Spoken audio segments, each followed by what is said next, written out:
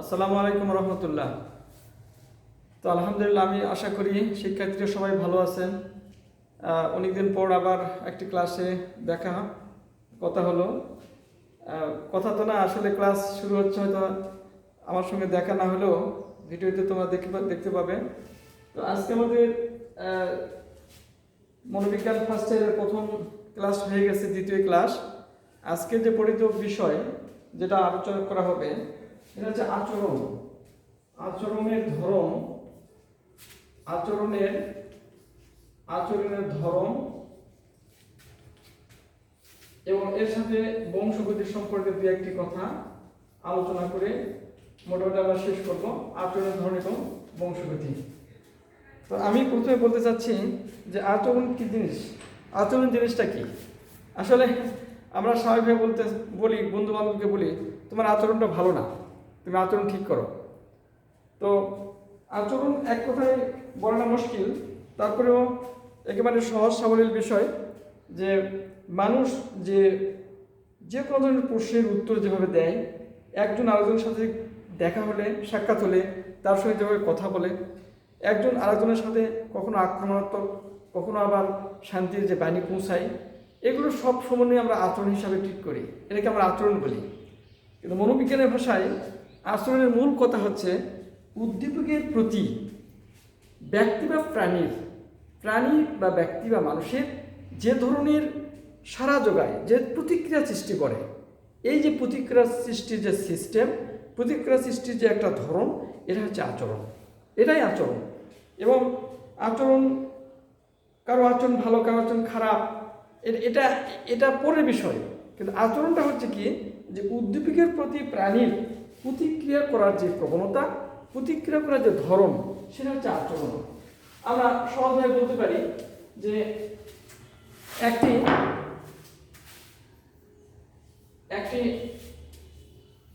মোমবাতি, এখানে মোমবাতিটা প্রজ্বলিত জ্বলতেছে, প্রশ্ন করা হলো এটা কি, সে বলতেছে ওটা মোমবাতি এবং এটা জ্বলমান। তাহলে এটা হচ্ছে উদ্দীপক, এটা উদ্দীপক আর হচ্ছে আমরা এক কথা বলতে পারি প্রতিক্রিয়া। এখানে মানুষ প্রতিক্রিয়া সৃষ্টি করতেছে, আর উদ্দীপক হচ্ছে মোমবাতি। তো উদ্দীপক কি? উদ্দীপক হচ্ছে আমরা যে জগতে বাস করি, এই উদ্দীপকের সাগরে আমরা হাবুডুবু খাচ্ছি। অর্থাৎ যে সমস্ত বিষয় বা যে সমস্ত জিনিস আমাদের গ্রহণ ইন্দ্রিয় উপযুক্ত পরিমাণ আঘাত করতে সমর্থ হয়, সেটা হচ্ছে উদ্দীপক। যা কিছু আমরা দেখি না দেখি, শব্দ, তাপ আমরা দেখতে পাই না কিন্তু অনুভব করতে পারি, বাতাস আমরা দেখি না অনুভব করতে পারি, যা আমাদের গ্রহণ ইন্দ্রিয়। এই গ্রহণ ইন্দ্রিয় বলতে চক্ষু, কর্ণ, নাসিকা, জিহ্বা, ত্বক, এই যে পাঁচটা ইন্দ্রিয় আছে, এই পাঁচটা ইন্দ্রিয়ের উপর যখন বাহিরের কোনো বিষয়, কোনো বস্তু আঘাত হানে, সেই আঘাত যখন পর্যাপ্ত পরিমাণ হয়, যেটা আমাদের স্নায়বিক প্রক্রিয়ার মাধ্যমে, মস্তিষ্কের মাধ্যমে আমরা এটাকে ধারণ করতে পারি এবং তার একটা অনুভূতি জগে, এটা হচ্ছে উদ্দীপক। এই উদ্দীপকের কারণে ব্যক্তির মধ্যে যে ধরনের একটা অনুভূতি, যে ধরনের একটা রেজাল্ট পাওয়া যায়, সেটা হচ্ছে প্রতিক্রিয়া। আর আচরণ হচ্ছে এই উদ্দীপকের প্রতি প্রতিক্রিয়া করার ধরন। এই উদ্দীপকের অনুসারে এই যে প্রতিক্রিয়া কিভাবে করলো, কেমনি করলো, এই যে স্টাইল, সেই স্টাইল হচ্ছে আচরণ। তো আমরা সহজ কথা বলতে পারি উদ্দীপকের প্রতি প্রাণীর প্রতিক্রিয়া করার ধরন হচ্ছে আচরণ। তো আমাদের বিজ্ঞানীদের মধ্যে সবচেয়ে উল্লেখযোগ্য ক্রাইডার এবং তার সহযোগী ওনারা একটা সুন্দর একটি আচরণের সংজ্ঞা প্রদান করেছে, যে আচরণ হচ্ছে প্রাণীর ওই সমস্ত ক্রিয়াকলাপ যা পর্যবেক্ষণ করা যায়, যা পরিমাপ করা যায় এবং যা পরিবর্তন অর্থাৎ পরিমার্জিত করা যায়, প্রয়োজনীয় সংকোচন অথবা বর্ধন এটা করা যায়, সেটা হচ্ছে আচরণ। তাহলে আচরণ কি?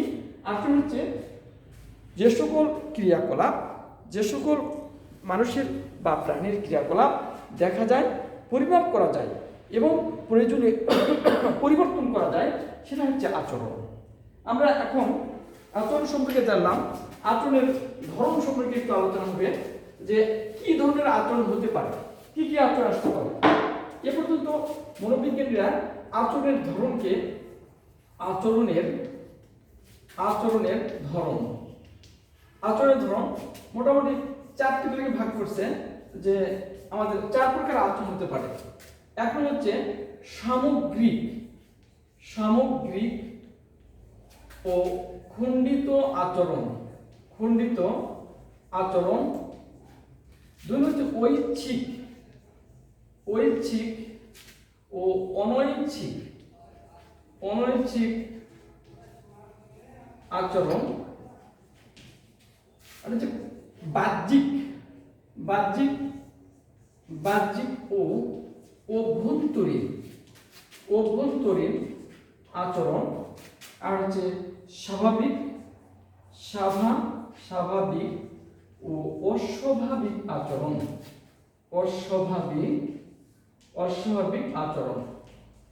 আমরা আচরণের যে ধরন আমরা মোটামুটি 4টি ভাগে, মনোবিজ্ঞানের 4টি ভাগে ভাগ করছে।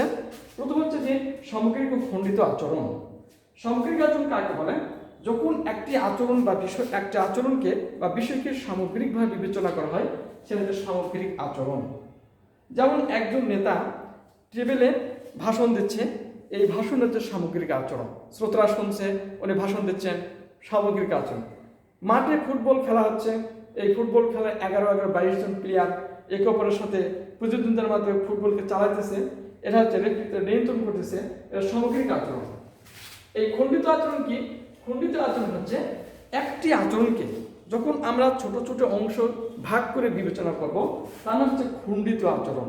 খণ্ডিত আচরণকে আণবিক আচরণও বলা যায়। আণবিক কি জিনিস? যে জিনিসটাকে অতি ক্ষুদ্র ছোট্ট ছোট্ট বালিকার কোনা, বিন্দু বিন্দু জল, গড়িয়ে তোলে মহাদেশ সাগর অতল, ছোট্ট ছোট জিনিসের সমন্বয়ে বৃহত্তরের সৃষ্টি হয়। তো খণ্ডিত আচরণের নেতা যখন ভাষণ দেয়, ওর হাত নাড়ানো, চোখের পলক ফেলা, মুখের ভঙ্গিমা, পায়ের ভঙ্গিমা প্রভৃতি যে বিষয়গুলো আছে, এগুলো সবগুলাকে আলাদা আলাদা করে দেখলে যেটা হবে সেটা হচ্ছে খণ্ডিত আচরণ। 11-22 প্লেয়ার খেলাধুলা করতেছে, কেউ ফুটবল বল নিয়ে দৌড়াচ্ছে, আরেকজন হেড নিচ্ছে, আরেকজন দৌড়াচ্ছে বা তাকে বাধা দিচ্ছে, এগুলো সব খণ্ডিত আচরণ। তো খণ্ডিত আচরণ আর আণবিক আচরণ একই জিনিস। তাহলে দেখা যাচ্ছে একটি সামগ্রিক আচরণকে ছোট ছোট অংশে ভাগ করলে যে আচরণগুলো পাওয়া যায় তার হচ্ছে খণ্ডিত আচরণ। আমরা 2 নম্বর ঐচ্ছিক আচরণ এবং অনৈচ্ছিক আচরণ। ঐচ্ছিক ও অনৈচ্ছিক। ঐচ্ছিক ইচ্ছার উপর যেটা নির্ভর করে সেটা ঐচ্ছিক আচরণ, আর যেটা ইচ্ছার উপর নির্ভর করে না সেটা হচ্ছে অনৈচ্ছিক আচরণ। ঐচ্ছিক আচরণের মধ্যে অনেক বিষয় আছে, আমার চলাফেরা, উঠা বসা, খাওয়া, যা আমি আমার ইচ্ছার মধ্যে অবস্থান করে, এটা হচ্ছে ঐচ্ছিক আচরণ। আর যেমন একজন ছেলে গান গাচ্ছে, ইচ্ছার উপর নির্ভর করতেছে, ঐচ্ছিক আচরণ। অনৈচ্ছিক আচরণ যে আচরণটা প্রাণীর ইচ্ছার মধ্যে থাকে না, এটা সম্পূর্ণরূপে সিস্টেমের উপর নির্ভর করতে হয়। যেমন আমাদের পাকাশয়ের ক্রিয়া, এটা আমাদের হার্টবিট, আমাদের যে চোয়াল আছে, উপরের চোয়াল, নিচের চোয়াল, তো আমরা নিচেরটাকে শুধু নাড়াতে পারি, উপরেটাকে নাড়াতে পারি না। তো সুতরাং যেটার উপর আমাদের অধিকার নাই, যেটাকে আমরা কখনো পরিচালনা করতে সমর্থবান নয়, আমাদের দ্বারা পরিচালিত হয় না, সেটা হচ্ছে অনৈচ্ছিক আচরণ। তাহলে ঐচ্ছিক আচরণ যেটা আমার ইচ্ছার মধ্যে নির্ভর করে ঐচ্ছিক আচরণ, আর যেটা আমার ইচ্ছার উপর নির্ভর করে না সেটা অনৈচ্ছিক আচরণ। যেন কলেজের সাবজেক্টগুলো নেওয়া হয় কম্পালসারি, এটা সবাইকে নিতে হবে, এটা অনৈচ্ছিক।